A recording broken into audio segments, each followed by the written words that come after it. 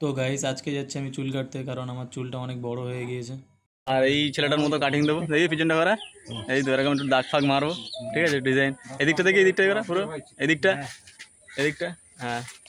তো এই ছেলেটার মতো কাটিং করবো তো, ঠিক আছে, তো এরকম কাটিংটা করবো, এরকম কাটিং করলে ঠিক হবে তো। আর আমি বাইক নিয়ে চলে এসেছি, তো চলো যাওয়া যাক।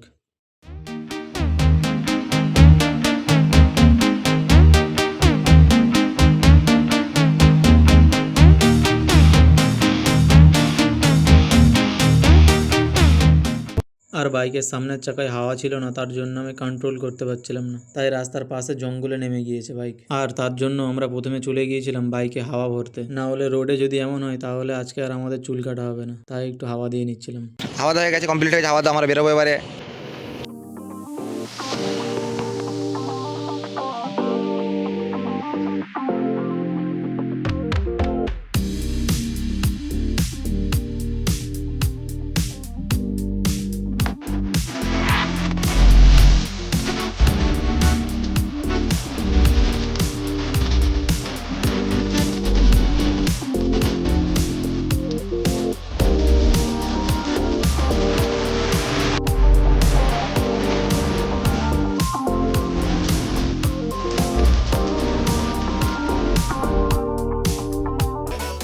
আর এটা হলো আমার স্কুল। আর এই স্কুলে একসময় আমার অনেক বন্ধু বান্ধব ছিল, বাট এই জায়গায় দাঁড়িয়ে আমার কাছে কোনো বন্ধুই নেই, শুধু মেমোরিগুলোই রয়ে গিয়েছে। যাই হোক, আমরা দোকানে চলে এসেছি, আর দোকান পুরো ফাঁকা ছিল, তাই সবাই বাইরে বসে বসে আড্ডা মারছিল। দেখ, বল কাজ শিখবে কেনা, তাহলে বলে দিচ্ছি। হ্যাঁ, শিখতে তো চাই, কিন্তু গাইস দোকানটা আমার পক্ষে অসম্ভব হয়ে যাচ্ছে, কি হয়ে যাচ্ছে? অসম্ভব হয়ে যাচ্ছে, অনেক লং হয়ে যাচ্ছে গাইস। কত দূর থেকে আসিস? 36 কিলোমিটার 100। বল। এটা জিরো আছে, হ্যাঁ, এটা 1.2, 1.3, 1.5 আছে। সব জানিস তাই তো? হ্যাঁ, এটা অফ করছি, কারেন্ট নেই গাইস। যাবি না সব। আর আমি যেই দাদার কাছে চুল কাটি, সেই দাদাটা দোকানে ছিল না, তাই আমরা একটু দোকানে ওয়েট করছিলাম। আর কার্তিক চুল কাটা শিখবে, তাই পাশের ছেলেটার সাথে কথা বলছিল। 4-5 মিনিট বেশি কাজ শিখতে লেগে ভালো প্রফেশনাল শিখতে গেলে কতদিন লাগবে? প্রফেশনাল শিখতে গেলে তোমাকে মিস্ত্রির সাথে 1 বছর লাগাতে হবে। যেরকম বলতে ওরকম তো ওই ওরা, আমি বলছি, আমি কী বলেছি তোর ওরকম হয়, ওরকম যেটা দোকানে তার তিনটা দোকানে আমাদের অচেনা দোকানে আসছি, এসেছি, ঠিক আছে, তো কি আমার লোক কারো কি হাত মেশিন হাতে দিয়ে দেবে, মানে খুঁড়াতে দেবে, কেউ দেবে না।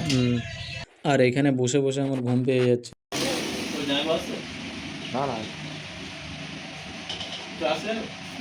দাদা চলে এসেছি, তখন দাদা চলে এসেছি, চুল কাটি চলে এসেছেন, স্কুলের মিটিং ছিল, মিটিংটা। আর এখন আমার চুল কাটা স্টার্ট হয়ে গেছে, তো চলো দেখি ফাইনাল লুক কেমন হয়।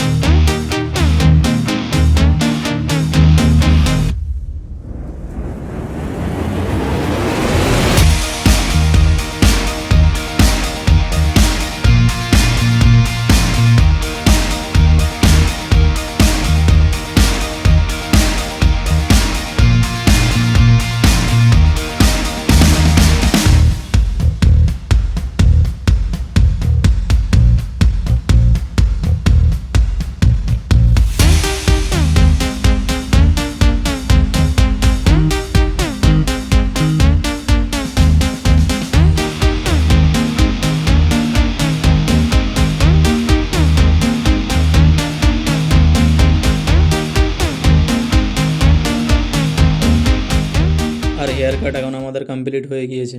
আর বাইরে এতই গরম ছিল যে আমাদের বাইকের সিটে জল দিতে হচ্ছিল। গাইস দেখো ফাইনাল লুক, দেখো ফাইনাল লুকটা দেখো দাদা, দেখো ফাইনাল লুক, সাইডে এদিকে পিছন দিকে ঘোরো একটু। আর আমাদের খাওয়ার টাইম হয়ে গিয়েছে, তাই যাওয়ার সময় আমরা বিরিয়ানি খেয়ে বেরিয়ে পড়লাম বাড়ির দিকে।